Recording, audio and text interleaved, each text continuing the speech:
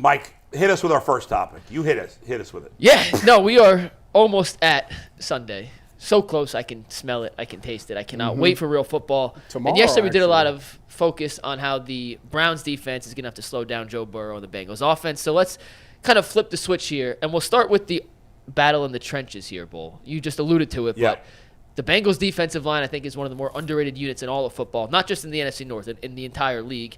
And the Browns offensive line, when healthy, is one of the best groups in all of football in their own right. So when you look at those two, when they match up against each other, which side do you give the edge in the trenches to when the Browns have the football? I think it's a really tough call, guys, because both units are very strong. I think the Browns' offensive line gets more recognition than the Bengals' defensive line gets. Yeah.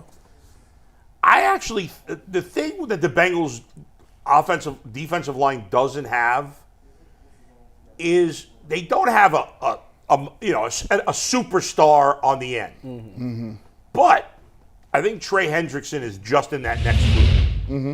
He's very productive. very underrated and very productive. Yes, he is. Yep. Outside of the big sexy names, including Myles Garrett, that top group of 4, 5, 6 guys, I think he's in that next group. Sam Hubbard's Buckeye, of course. Go Bucks. A very solid player on the other end. Yep. And the Bengals are very stout in the middle. DJ Reader's probably a top 5 defensive tackle. Easily. And B.J. Hill's very underrated. They have good depth throughout. They cut a couple of defensive linemen that I thought were decent players. So I would say, now, on the other hand, the Browns' offensive line is healthy now. Now, a problem for their offensive line has been staying healthy. Mm-hmm. We've talked about this. I'm a little concerned about the Browns' tackle play. I'm not concerned in the interior, but I am a little concerned in the tackle play. I'm going to give the Bengals a slight edge in this matchup. I think it's as close to even as it can get. I would go like 52-48 Bengals D-line, but I think it's very close. Actually, what say you? I agree with you. I'd get a slight edge to Cincinnati's D-line as well, because the thing about last year when the Bengals played the Browns last year, in the first game, you remember, DJ Reader wasn't there. Yeah.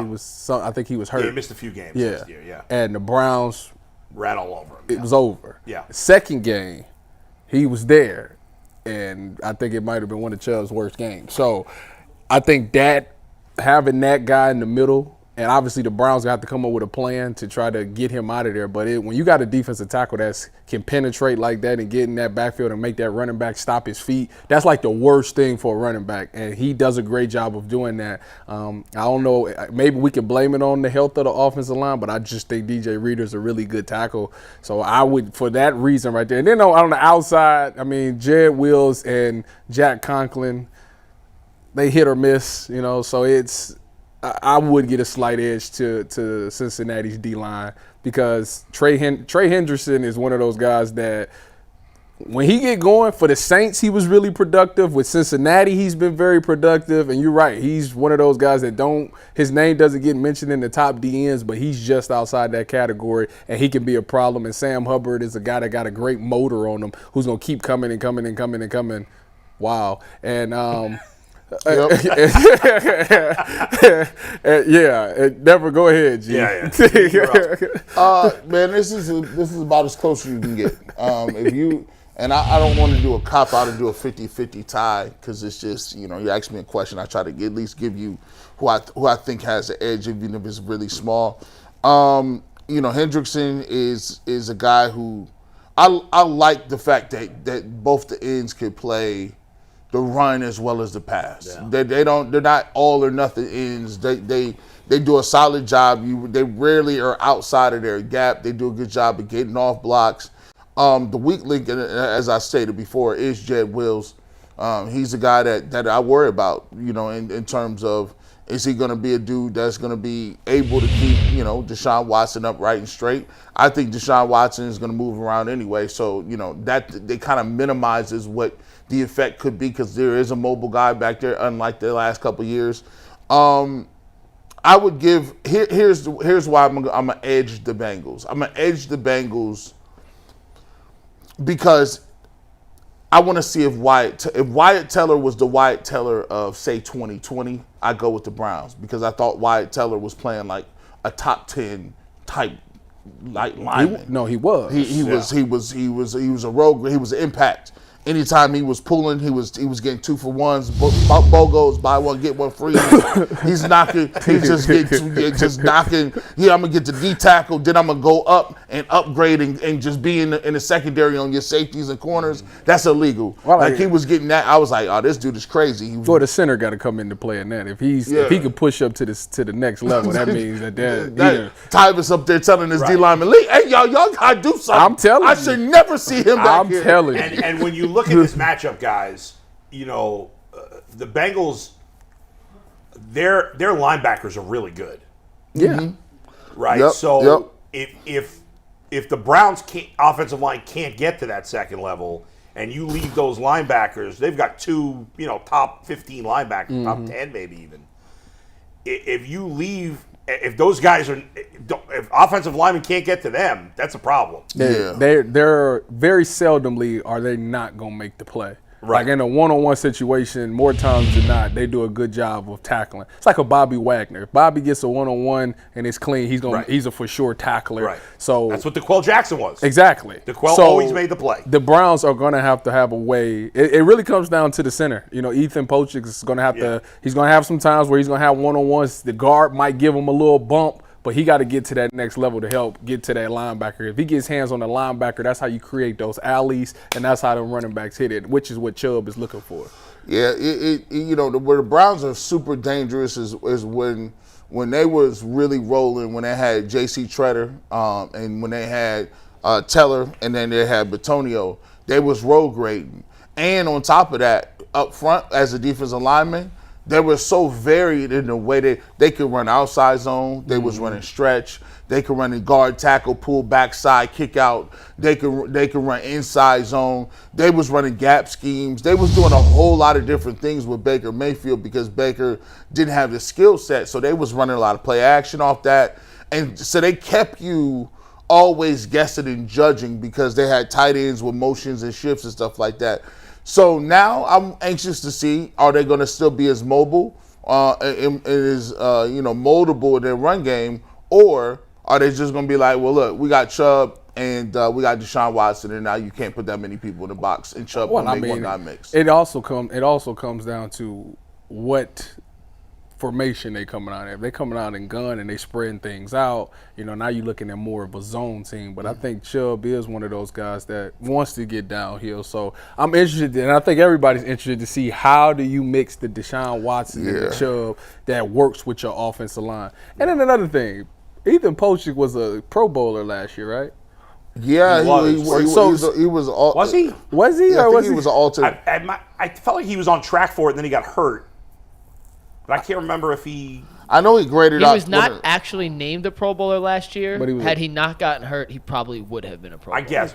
We don't know that. Well, I was only interested. It felt like he was playing at that kind of level. I was only interested because I was maybe thinking about, dang, we did lose J.C. Treader, and is it the center position that's kind of hampering the run sometimes, because that's a big part. Yeah. If the center can handle the tackle by himself, then that guard is free to push up to the next level. Did you guys see the picture of J.C. Treader at Brown's Tiny. practice? He looks like 150 pounds. They all do that. Yeah. Every offensive Except line, me. Some of them get fat. Yeah. Some of them get like what's his name from the Jets who's on ESPN. He gained more weight. Oh. Damian Woody. Damian Woody. No, I thought you played Darrell Revis. Darrell Revis got fat. Darrell Revis weighs more than Joe Thomas, I think. Oh yeah, Revis. Hold on. No, I did not. He got fat. He played a bend. But J.C. Treader, like Joe Thomas got thin, but J.C. Treader's he looks like he's a tiny guy. A lot of people, you have to eat thousands of calories to maintain that. So a lot of people not really even that. Because what happens is if you're an offensive lineman and you don't got it naturally, a lot of those dudes is just bigger guys with good feet, like tight ends or good guys like that. They got to eat thousands of calories. There's a whole program during 2 days or during camp so they don't lose weight, which is crazy. I'm trying to find Steve it. Becker says Darrell Rivas ate his island. That's a good one, Steve. I give you credit for that. I got a PCC question in a sec, but before I tell you the answer to that, I have a question for you. Then we'll get to the next matchup I want to focus on. Yeah, we before want to get to Leroy the passing Ward. game and the We'll secondary. get to that in a sec. But real quick, if you had to choose, and the answer is probably it's not going to happen either way, but I'm just going to ask. Yeah. Would you be more surprised if on Sunday the Browns' offensive line completely dominated the Bengals' defensive line, or the vice versa, where the Bengals' defensive line made Deshaun Watson's day hell? If you had to pick, which one do you think is more likely? I would. It's funny. I give the edge to the Bengals' defensive line, and yet if you ask me which was more likely to be dominant, or at least look dominant watching it on TV, I would say the Browns' offensive line. Yeah, because the Browns have they have haymaker ability. Yeah. Like they got guys. If they get hands on you, it's done. I don't care who you is. Like if Teller is balling and he's pulling, and you got Nick Chubb, that's almost a cheat code, because that means you're out of the play if he touches your body, and it doesn't matter who. And Nick Chubb automatically makes the first guy miss most of the time, which leads to like big chunk 20-yard plays, and it just makes you look like you got killed. I don't think it's ever been since they've been playing, obviously the Browns have always rolled over them, but even in the loss, I feel like I don't think they D-line looked dominant over our offensive line. No. So, if with that being said. It's harder for a D-line to dominate than an O-line. That's true. Watching it. That's But true. That's really not their forte. Like, even with the Browns, they have Myles Garrett, but the systems that they were running wasn't conducive to other people getting loose like that. They just going to be very sound. They're they're going to be very sound. By the way, you mentioned Baker Mayfield. It reminded me last night. Real quick story, very quick. I'm in this keeper league for fantasy football. It's an auction, blah blah blah. You got to start 2 quarterbacks. This one guy in the league, his 2 starting quarterbacks, Baker Mayfield and Ryan Tannehill. That's crazy. Puke. That's disgusting. I'm going to do a fast read because He's that got is so no shot. disgusting. No shot. Go ahead.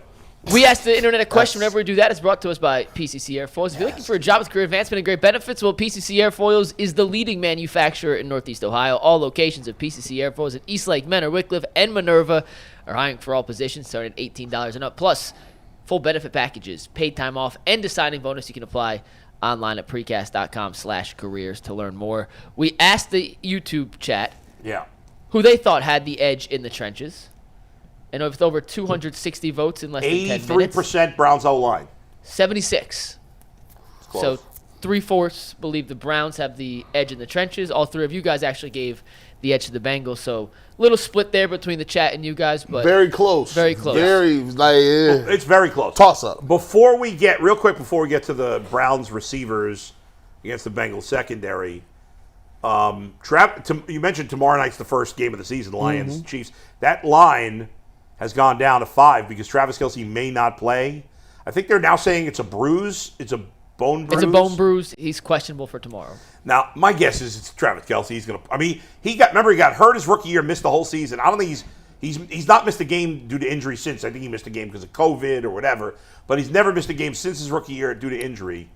But that's going to be an interesting one if he doesn't play or whatever. When you get older, the body doesn't heal the same way, so he might have to sit this one out. And I got him drafted in one of my, I know everybody was sick. But I will say this: this is a weird little thing. You mentioned the quarterback situation, 2 quarterbacks leagues. I do have in another league, 2 quarterback league. You got 2 quarterbacks, but they got the same bye week. Oh yeah. And that's terrible. And so then it's like they only allow you 3 quarterbacks. So it's like so you got to cut one. So I had like the 2 best quarterbacks, and I'm not cutting them. I'm just going to take an L one. I'm going to take one of them L's. Take an L. We do have to get to the other matchup before Leroy joins us. The 2 big question marks, at least on paper. Yeah. In my mind, you may disagree. We know Amari Cooper's a proven commodity in the receiver room. The rest of the guys, all talented, just we need to see it on the field more consistently before we anoint any of them. Similar to the Bengals secondary, 2 brand new safeties. They lost Von Bell, Jesse Bates. They have to replace their 2 starting guys on the back end, and those 2 guys both got paid handsomely this offseason. So where do you give the advantage when the Browns are passing the ball? Do you give it to Cleveland's receivers, or do you give the advantage to the Bengals' defensive backs? Gee, what Tyvis, do you you want to got? start? Man, this is another one. This is a little closer than I thought because we're doing a lot of projecting here. We know we got one in Amari Cooper. We like Elijah Moore and what he's bringing to the table, but we haven't seen the way they're going to try to deploy him. Donovan Peoples-Jones had a nice year last year, and Njoku we think is going to play better with Deshaun Watson. It's a really close one because the Browns have some newcomers. This Bengals secondary has some newcomers. I wouldn't say either side has any stars. You have some good players. Guys that are really, really like good, solid pros. I would put Mark Cooper in that area. Looking at it, this is another toss-up. You could go either way. Just because the Bengals did lose Bates and I would give the Browns a very slight edge just because I like the fact that I think Amari Cooper can get open. And there is Deshaun Watson throwing them the ball, which is an upgrade. But I wouldn't be mad at anybody who said that the Bengals got a better secondary than the Browns. Go ahead, Tyvis. I give the slight nod to the Browns as well. Outside of everybody, Amari Cooper is the guy. Obviously, he'll go up against Cheeto.